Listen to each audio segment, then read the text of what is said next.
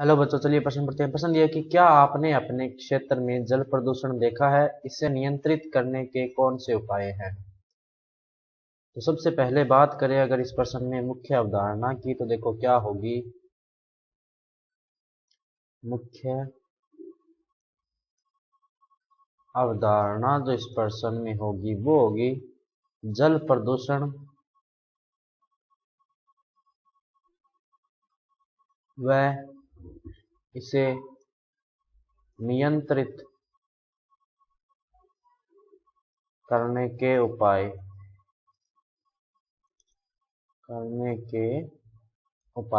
तो सबसे पहले इसने क्या पूछा कि क्या आपने क्षेत्र में जल प्रदूषण देखा है?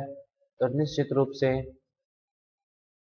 हमने मतलब हम सभी ने अपने अपने क्षेत्र में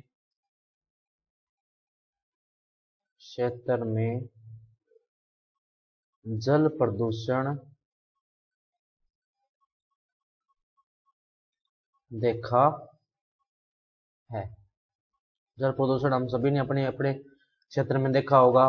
अब बात करते हैं इनको रोकने के उपाय क्या क्या होते हैं। तो पहला तो ये होते हैं कि जो वाहित मल जो होता है, वाहित मल को जल स्रोतों में मिलने से रोकना।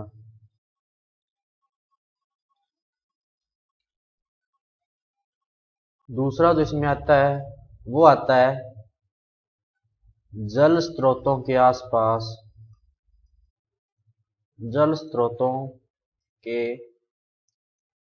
आसपास गंदगी न फैलने देना।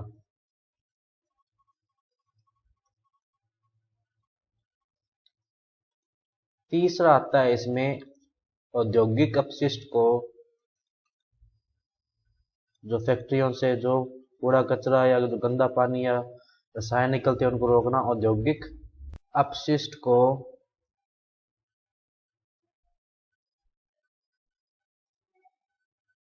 जल में मिलने से रोकना और उनको उपचारित करके बाहर छोड़ना। मिलने से रोकना व उसको उपचारित करके बाहर छोड़ना।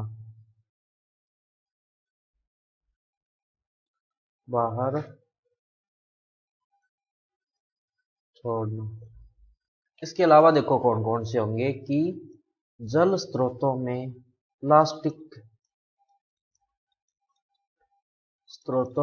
प्लास्टिक मिलने से रोकना। क्योंकि जल स्रोतों में जो प्लास्टिक मिलता है वो माइक्रो प्लास्टिक में परिवर्तित होता है और वो खाद्य श्रृंखला के द्वारा हमारे पास दोबारा पहुंच जाता है। क्योंकि ये जो प्लास्टिक होता है ये सालों साल तक गलता नहीं है और पानी में बना रहता है। अगर जमीन में डालते हैं तो जमीन में बना रहता है, जो अपना भूजल जो होता है उसको प्रदूषित करता है। इसके बाद में जो आता है वो आता है इलेक्ट्रॉनिक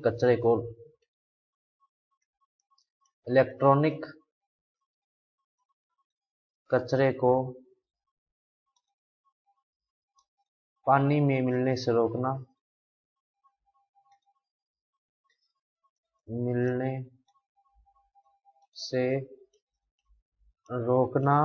व इसका उचित निपटान करना। क्योंकि जो इलेक्ट्रॉनिक कचरा जो होता है वो बहुत ज्यादा खतरनाक होता है। असल में जैसे अगर अपने उदाहरण लें तो हमारे जो मोबाइल की एक बैटरी है वो बहुत बड़े जल के स्रोत को दूषित कर सकते हैं। क्योंकि इसमें कैडमियम मरकरी जैसी भारी धातुएं होती है जो शरीर में जाने पर बहुत ज्यादा नुकसान करती है और हमारे जो आंतरिक अंग है उनको भी क्षति पहुंचा सकती है। तो बच्चों ये था आपका उत्तर। मैं आशा करता हूँ आपको समझ में आया होगा। धन्यवाद।